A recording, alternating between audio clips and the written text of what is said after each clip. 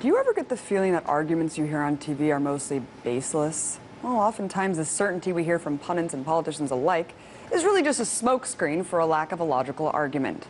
Here's an example. Remember, there were 2 government shutdowns in the month before Ronald Reagan ran for president in 1984, and he won by a landslide. The American people fear Obamacare. It's more unpopular now than ever before.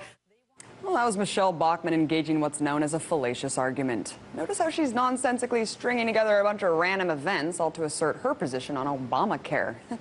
And while someone like Michelle Bachmann might be an easy one to call out for lacking logic, fallacies come in many forms. In fact, we're all guilty of committing these unreasonable arguments on a daily basis. So how can we better understand logical fallacies and work to combat them every day? Well, earlier I was joined by Matt Berkowitz, coordinator with the Zeitgeist Movement and lecturer of logical fallacies. I first asked him what the most commonly used fallacies are today. 3 prominent ones, I guess I'd say, is one is called the association fallacy, where we hear we hear an idea and we tend to, of course, make sense of it with what we have come to understand already. So if someone is criticizing, for example, the free market system, it's a natural tendency to just go ahead and label that communism or socialism, because, of course, anything that's not for the capitalist system must be one of those 2 things. So that's an association fallacy.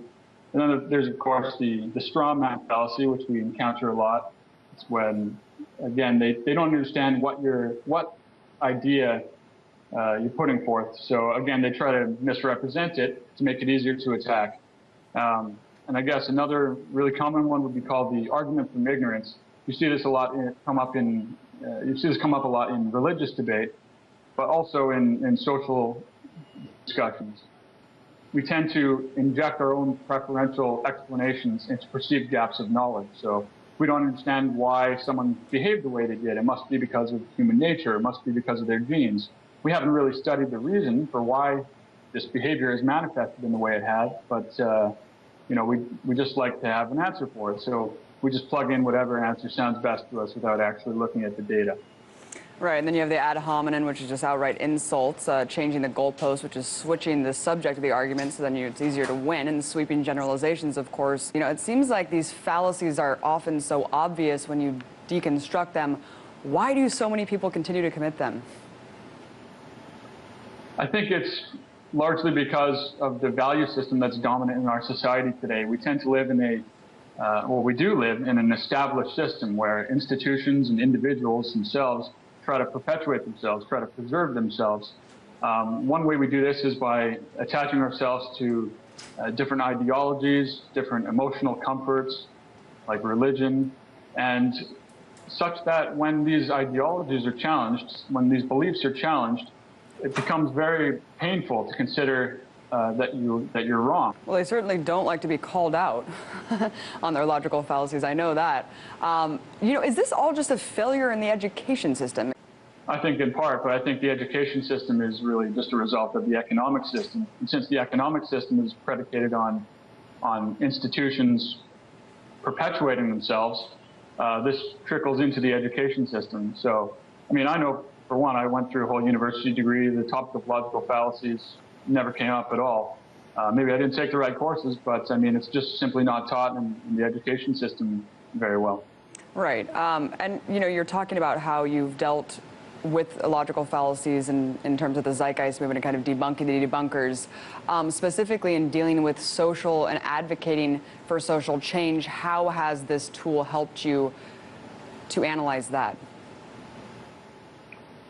Well, on the communication end for myself, I suppose it's just allowed me to not get too emotional about discussing these ideas. If someone gets angry at me, I just remind myself, okay, well, they're just a victim of, or they're a result of whatever upbringing they've been subjected to.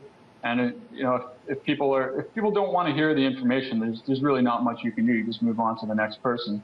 But in terms of actually applying the understanding that people make these logical fallacies, simply just try to counter them at the beginning. So, you preface your explanation by saying, okay, what we're proposing has nothing to do with this, this, and this, and those are the main fallacies that they make. So you just try to overcome them and I guess, anticipate them wherever possible, I guess is the short answer.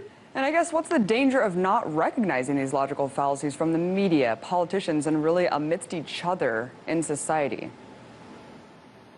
One of them is division. I mean, if you're vulnerable to, for example, the association fallacy, where everything that's not right wing is left wing, then it really artificially limits your frame of reference. So you start to, you analyze problems within a much smaller box rather than actually seeing a much larger picture. So by not recognizing these fallacies, you're doing a disservice to yourself and everyone around you by not really taking the whole picture into account. And Matt, are there any tools that you can give people in general to use in deciphering fallacious arguments being used against them? Just review whatever topic that you're studying is and become familiar with the most often used ones. Once you read up on the many different logical fallacies there are out there, and the more you become comfortable with it, you'll start to see them everywhere, across the media and the education system and political discourse, pretty much everywhere. Well, we need to start combating them, calling them out, so we can really move forward with intellectual discourse, because it's severely lacking in society. Thank you so much, Matt Berkowitz, coordinator and lecturer of the Zeitgeist Movement. Thanks so much, Abby.